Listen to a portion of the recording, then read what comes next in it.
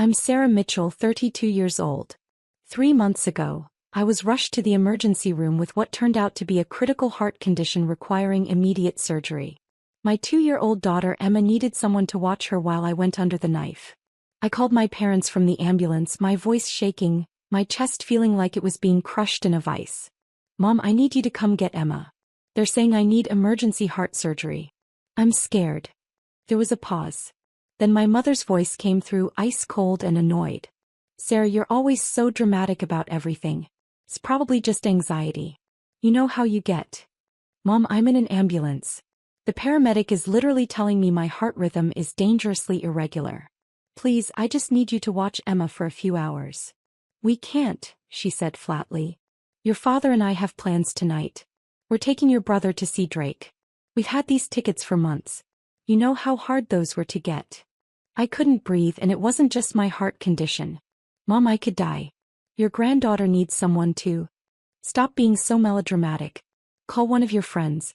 We're not canceling our plans because you decided to have a panic attack." The line went dead. I sat there in the back of that ambulance, monitors beeping around me, a paramedic asking if I was okay, and I realized something that should have been obvious years ago. I was completely alone. The two people who were supposed to love me unconditionally had just chosen a concert over their daughter's life. From my gurney in the emergency room with nurses rushing around me and doctors shouting medical terms I didn't understand, I made 2 calls. The first was to Elite Care Services, a professional childcare agency I'd researched months ago but never thought I'd need. Within 20 minutes, a NICU-trained nanny named Patricia arrived at the ER to take Emma home. The second call was to my bank. I transferred $3,800 from my account into a separate savings account.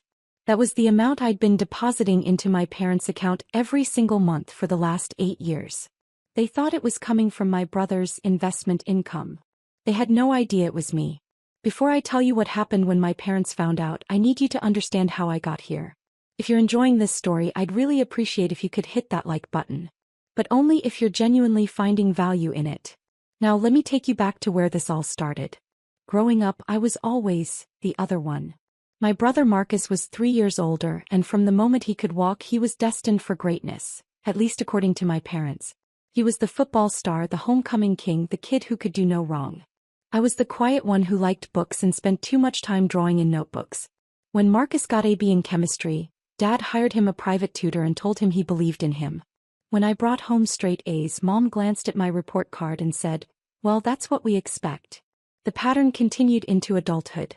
Marcus dropped out of college after 2 years to pursue entrepreneurship, which really meant jumping from one failed business idea to another. My parents funded every venture.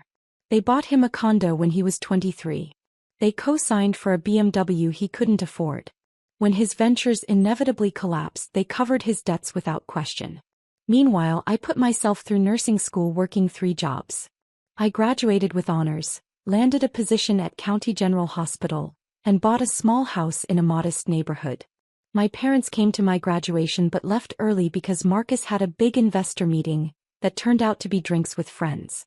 When I got pregnant with Emma at 29, after my husband died in a construction accident, my parents' response was typically underwhelming. "Well, that's going to make things harder for you," Mom said. No offer to help. No excitement about their first grandchild. Just disappointment that I'd complicated my life. What they didn't know, what they'd never known, was that I'd been supporting them financially for nearly a decade. It started when I was 24. I'd just gotten my first real nursing job with a decent salary. My parents called me one night, which was unusual. They only called when they needed something. "Sarah, we need to talk to you about something serious," Dad said. "We're behind on rent. 3 months behind. We might get evicted." I was shocked. "How did this happen? You both work. Your mother's hours got cut. My back has been acting up, so I've been missing shifts. We just need a little help to get caught up." "How much do you need?" "About $4,000 to get current and cover next month." I had $6,000 in my savings account. Money I'd been carefully setting aside. But they were my parents. They needed help. "I can help you," I said. "Thank you, sweetheart. We'll pay you back as soon as we're on our feet." They never paid me back. But a month later they called again. Then the next month. And the next. Became a pattern. They needed $800 here, $1,200 there. Always temporary. Always until they got back on their feet. After 6 months of irregular payments, I did something they never knew about. I called their landlord directly and set up an automatic payment system. Every month, $3,800 went straight from my account to their rent and utilities.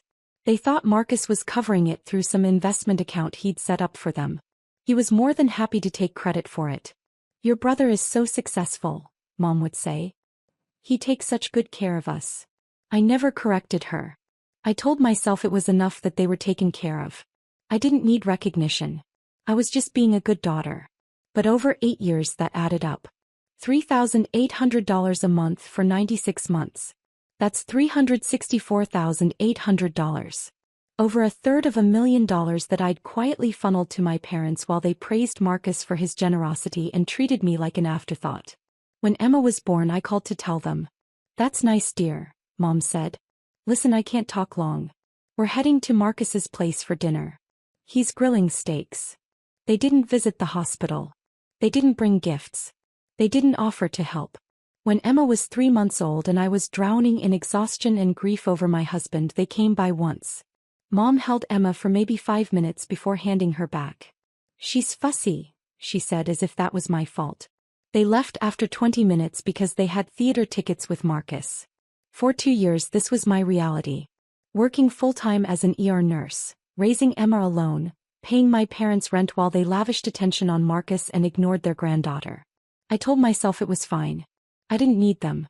Emma and I were doing great on our own. And then my heart started giving out. It started 3 weeks before the emergency. I was at work in the middle of a shift when I felt my heart skip.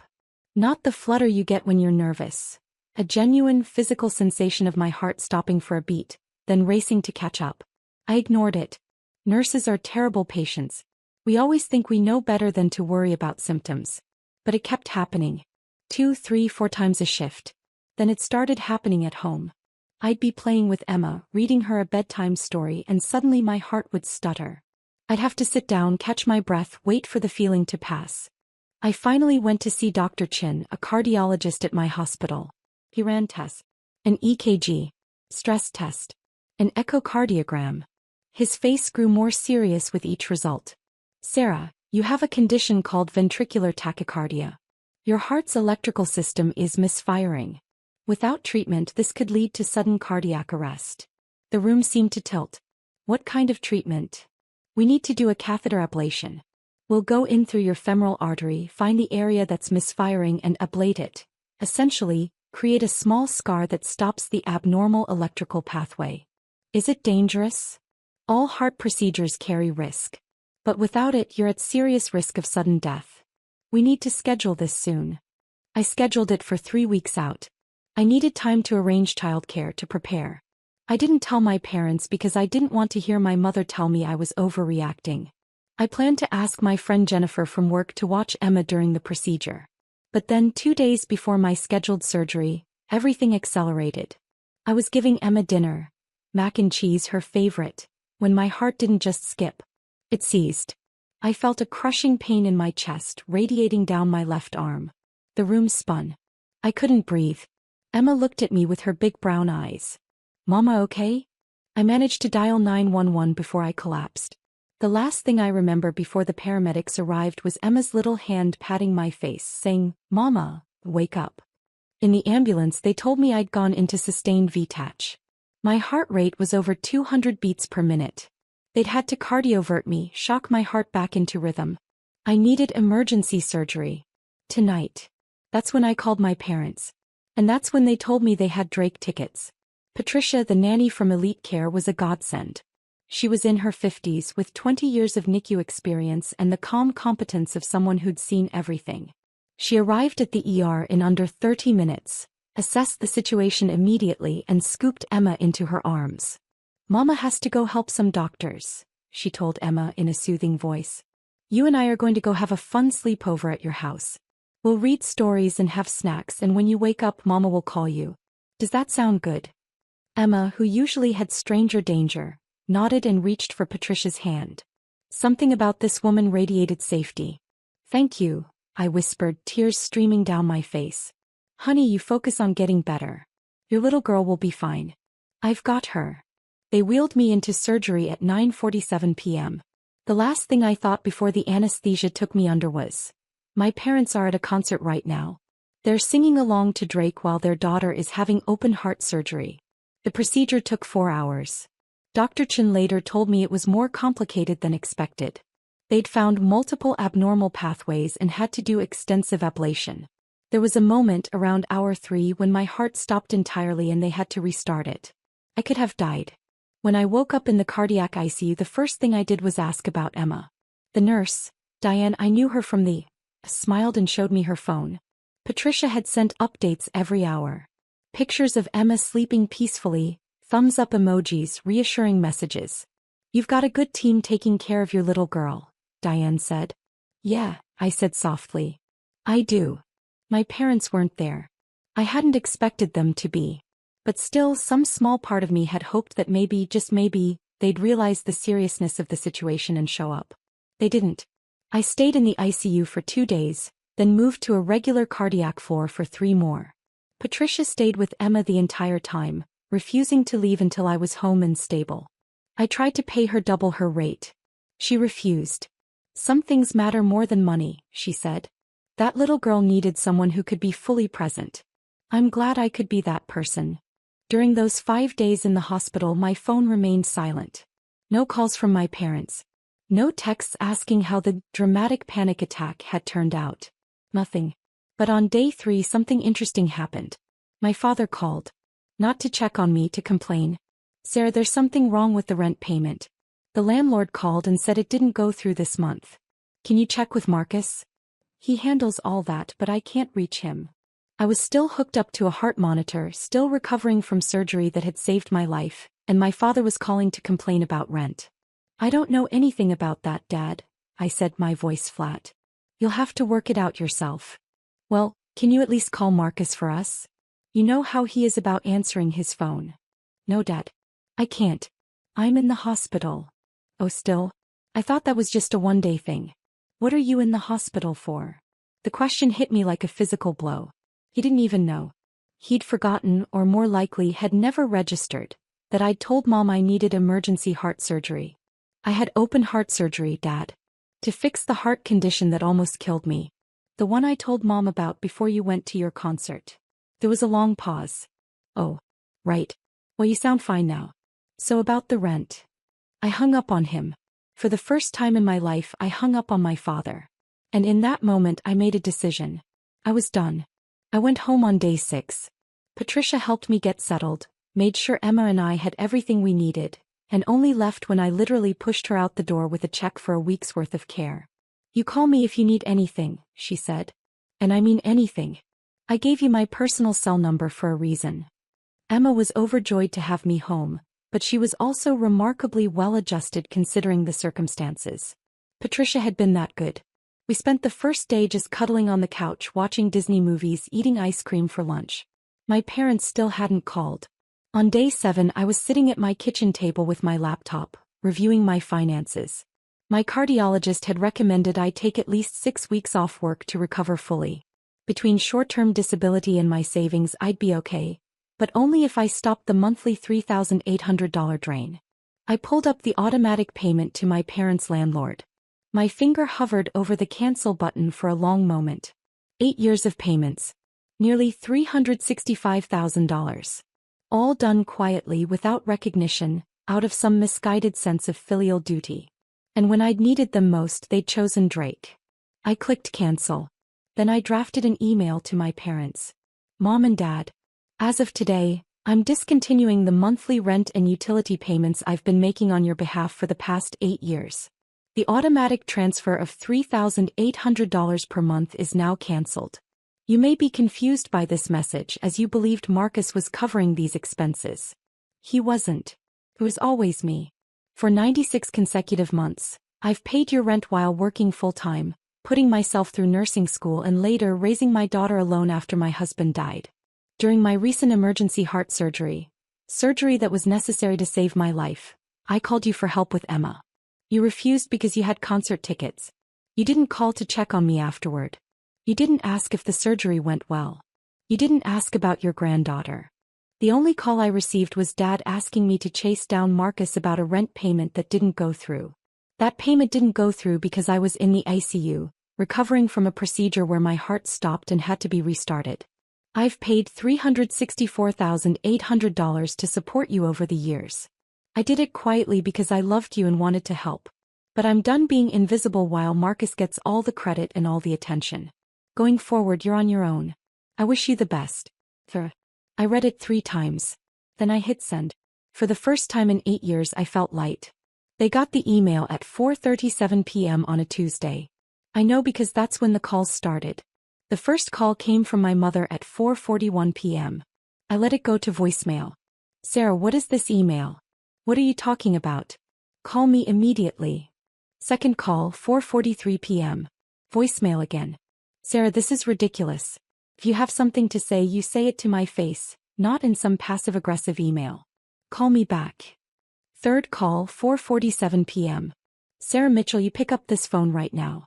We need to talk about this. This accusation you're making. By 6 p.m. I had 17 missed calls. I turned my phone on Do Not Disturb and focused on making Emma dinner. The next morning I woke up to 43 missed calls and 29 text messages. I scrolled through them while drinking my coffee, Emma playing with her blocks on the living room floor. The messages followed a predictable pattern. First, denial. You're obviously confused about something. Marcus handles our finances, not you. Then anger. How dare you make up lies about supporting us? We've never taken a dime from you. Then bargaining. Even if you did help out occasionally, family helps family. That's what you're supposed to do. Then guilt tripping. After everything we've done for you, this is how you repay us? By abandoning us. And finally, panic. Sarah, please. The landlord is demanding the rent. We can't afford this on our own. Please just give us time to figure this out. I didn't respond to any of them. On day 3 post-email, my brother finally called. Marcus had been copied on the email but apparently needed 2 days to process it. This time I answered. Sarah, what the hell is going on? Mom is freaking out. Hi Marcus. How was the Drake concert? What? The concert was fine. Listen, Mom says you're claiming you've been paying their rent for 8 years. That's insane. I set up that investment account for them. No, you didn't. You told them you did. But the actual payments came from my checking account. I have 8 years of bank statements to prove it. There was a long silence. Why would you do that? Because they needed help and I'm their daughter. The better question is, why did you let them believe it was you? Because, it made them happy. They were proud of me. And that was worth more to you than the truth? Sarah, you don't understand. I've had a lot of failed ventures. A lot of disappointments. They needed to believe I was successful at something. It wasn't hurting anyone. It was hurting me, Marcus. It hurt every time they praised you for your generosity while ignoring everything I did. It hurt when I needed help with Emma and they were too busy celebrating your latest scheme. And it really hurt when I was having emergency heart surgery and they couldn't be bothered because they had concert tickets with you. I didn't know about the surgery. Because none of you ever asked how I was. When's the last time you called me just to talk? When's the last time any of you asked about Emma? You don't know anything about my life because you've never cared to know. That's not fair. Fair? You want to talk about fair? I've given our parents $364,800 while you've given them empty promises and taken credit for my money. I don't think you get to lecture me about fair. I hung up before he could respond. The calls intensified. By day 5 I was getting 60 to 70 calls a day from various numbers. My parents, Marcus, my Aunt Linda, my Uncle Frank. Everyone in the family weighed in. The messages ranged from accusatory to pleading to outright hostile. My favorite was from my Aunt Linda. Your mother is devastated. How can you be so cruel to the people who raised you? I replied, the people who raised me taught me to be independent and self-sufficient. I'm just following their advice. She didn't respond. 2 weeks after I sent the email, I had a follow-up appointment with Dr. Chen. Emma came with me. I was still not cleared to drive, so Patricia drove us to the hospital. We were in the waiting room when my parents walked in. I saw my mother first. She looked older, somehow more tired. My father was behind her, his face set in that stern expression he wore when he was about to deliver a lecture. They spotted me immediately. Sarah, we need to talk, Mom said, marching over. You can't just ignore us forever. Emma shrank against my side. She didn't recognize them. They'd seen her so rarely that they were essentially strangers to her. Not here, I said quietly. I have an appointment. We've been trying to reach you for 2 weeks. 2 weeks, Sarah. Do you know what you've put us through? I know exactly what I've put you through. The same thing you put me through when I was in emergency surgery and you chose Drake over your daughter. We didn't know it was serious. I told you I was in an ambulance. I told you I needed heart surgery. What part of that didn't sound serious? My father finally spoke. You've always exaggerated things, Sarah. Every little ache and pain is a crisis with you. We thought you were being dramatic. I almost died, I said, my voice shaking. My heart stopped during surgery. They had to restart it. I could have left Emma orphaned. And you didn't even call to check on me afterward. We were going to, Mom said weakly. We got busy.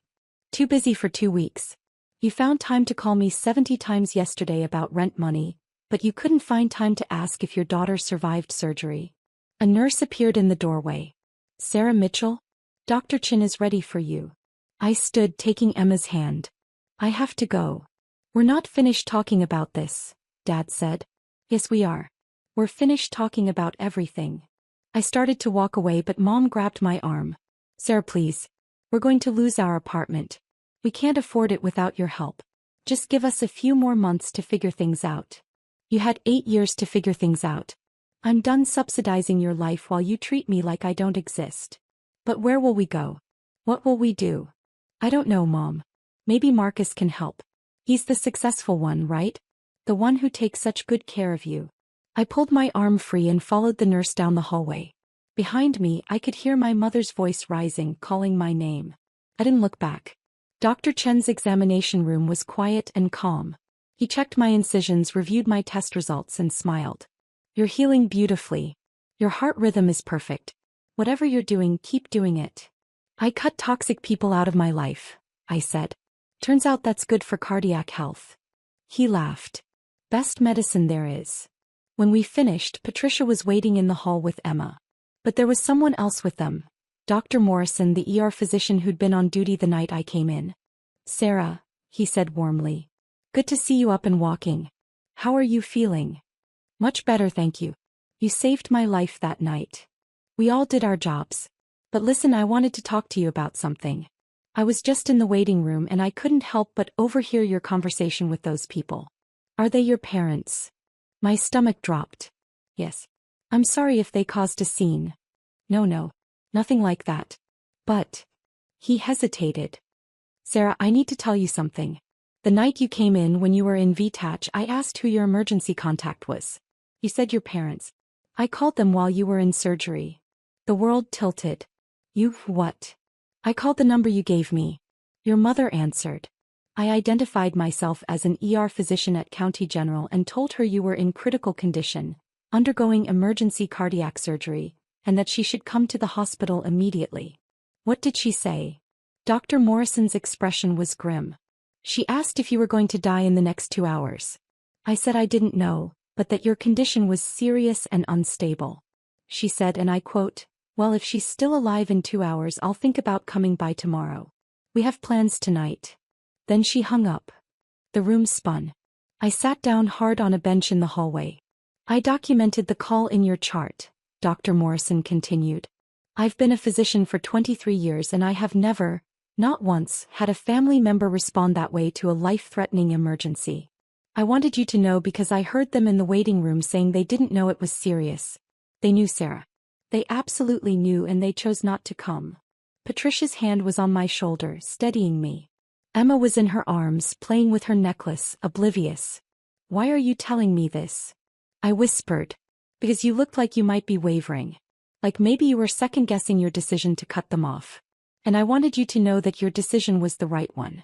Parents who respond that way to their child's medical emergency. He shook his head. You deserve better. That little girl deserves better. Thank you, I managed. Thank you for telling me. He nodded and walked away. I sat there for a long moment processing. They'd known. The whole time they'd known how serious it was, and they'd gone to the concert anyway. And now they were out in that waiting room rewriting history, pretending they'd been victims of my poor communication. Patricia sat down beside me. "You okay, honey?" "Yeah," I said slowly. "Yeah, I think I actually am." We stood to leave, heading toward the exit. As we passed the waiting room, my parents were still there, talking to the receptionist, probably trying to find out when my next appointment was. My father saw me and started to stand. I met his eyes and shook my head once. He froze. Then Dr. Morrison stepped into the waiting room. I couldn't hear what he said, but I saw my father's face go pale. Absolutely white. His hands started to shake. My mother's eyes went wide. Dr. Morrison was reading from a chart. My chart, I realized. He was telling them exactly what he'd told me. About the phone call. About my mother's response. About the documentation. I didn't stay to see the rest. Patricia, Emma, and I walked out the main entrance into the bright afternoon sun. "Where to now?" Patricia asked. I looked down at Emma, who was smiling up at me, reaching for my hand. "Home," I said. "We're going home." The calls continued for 6 weeks, but with diminishing frequency. At first it was 80-90 times a day from various numbers. Then 50. Then 20. Eventually they trailed off to nothing. I heard through my Aunt Linda that my parents had to move out of their apartment. They're living with Marcus now in his one-bedroom condo. Apparently the arrangement is not going well. Marcus's investment income doesn't actually exist, so he can't help them. They're applying for senior housing and government assistance. I feel nothing about this. Not satisfaction, not guilt, nothing. They made their choices. I'm back at work now, part-time, while I finish recovering. The hospital was incredibly supportive, and my colleagues have become my real family. They threw Emma a third birthday party last month. 40 people showed up, all of them bringing gifts and love for a little girl they barely knew because they care about me. Patricia still babysits Emma twice a week. She's become like a grandmother to her. The grandmother Emma should have had but didn't. She reads to her, bakes cookies with her, and tells her stories about when she was a nurse. Emma adores her. Last week I got a letter from my mother. Not an email, an actual handwritten letter. I almost threw it away without reading it, but curiosity got the better of me. "Dear Sarah, I've spent 3 months thinking about what to say to you. Your father says we should forget about you and move on. Marcus says you'll come around eventually. But I know better. I know what we did. I know we chose wrong. That night when the doctor called, I told myself you'd be fine. You're always fine. You're strong and capable, and you don't really need us. That's what I told myself. But the truth is I was angry. Angry that you were interrupting our plans. Angry that you always seemed to need something. Angry that you weren't Marcus, easy, charming, successful Marcus who never asked for anything. I didn't realize until much later that you never asked for anything because we taught you that asking was pointless. The doctor told us what I said on the phone. He told us that your heart stopped during surgery. He told us you could have died and we weren't there. Your father hasn't been the same since. He doesn't say it, but I know he thinks about it. What if you had died? What if Emma had grown up without a mother because we wanted to see a concert? I can't undo it. I can't go back and make different choices. All I can do is tell you that I'm sorry and that I know sorry isn't enough. I don't expect you to forgive me. I don't expect you to let us back into your life. I just wanted you to know that I see it now. I see what we did to you and I'm ashamed. Love, Mom. I read it twice. Then I folded it carefully and put it in a drawer. Maybe someday I'll feel something when I read it. Maybe someday the apology will matter. But today it doesn't. Today I have a life to live and a daughter to raise. And I'm doing both without the people who taught me I wasn't worth showing up for. Emma runs into the kitchen, her little feet pattering on the tile. Mama, can we go to the park? Absolutely, I say, scooping her into my arms. Let's go. As we walk to the park, Emma's hand in mine, I think about what I've learned. I learned that family isn't just blood. It's the people who show up when you need them. It's Patricia who dropped everything to care for a stranger's child. It's Dr. Morrison who made sure I knew the truth. It's my coworkers who've become my support system. I learned that being a good person doesn't mean being a doormat. I spent 8 years trying to earn my parents' love through financial support, and all I got was taken for granted. And I learned that some relationships aren't worth saving. Not every family member deserves a place in your life, and walking away from toxicity isn't cruel. It's self-preservation. My phone buzzes. It's a text from Patricia. Dinner at my place Sunday? I'm making pot roast. Emma can help me bake cookies. I text back, we'll be there. This is my family now. The one I chose. The one that chose me back. And my heart, my literal physical heart and my emotional one, has never been healthier. 6 months after the surgery, I ran into my brother at a grocery store. He was alone, looking tired and older than his 35 years. Sarah, he said, surprised. Hey. Marcus. An awkward silence hung between us. How's Emma? He finally asked. She's great. Growing like a weed. Good. That's good. Another pause. Look, I know you don't want to hear from any of us, but I wanted to say I'm sorry. For taking credit for helping Mom and Dad. For not standing up for you. For all of it. I studied his face, looking for signs of manipulation or insincerity. I didn't find any. Okay, I said simply. Is there any chance we could, I don't know, get coffee sometime? Try to rebuild something. I thought about it. Really thought about it. Then I shook my head. I don't think so, Marcus. I've spent too many years trying to have relationships with people who didn't value me. I'm done with that. I'm building a life with people who actually show up. He nodded slowly. I get it. I do. For what it's worth, living with Mom and Dad has been eye-opening. I see now how they treated you. How I treated you. Good, I said. I hope that helps you be better for the next person. Sarah. I have to go. Emma's waiting in the car with a friend. I walked past him without looking back. Some people deserve second chances. Some don't. And I'm finally okay with knowing the difference. As I drove home that day, Emma singing along to the radio in her car seat, I realized something profound. I wasn't angry anymore. I wasn't hurt. I was just free. Free from the obligation to people who never obligated themselves to me. Free from the hope that things would change. Free from the weight of constantly trying to prove I was worth loving. I already know I'm worth loving. Emma knows it. Patricia knows it. My chosen family knows it.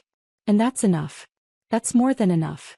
If you've made it this far, thank you for reading my story. I share it not for sympathy but because I know I'm not alone. There are others out there who've given and given to family members who only take. Who've been the invisible child, the disappointment, the one who's never quite enough. To those people I want you to know, you deserve better. You deserve people who show up. You deserve to be valued. And sometimes the strongest thing you can do is walk away. Drop a comment and let me know where you're watching from and if you've ever had to make a similar decision. You're not alone.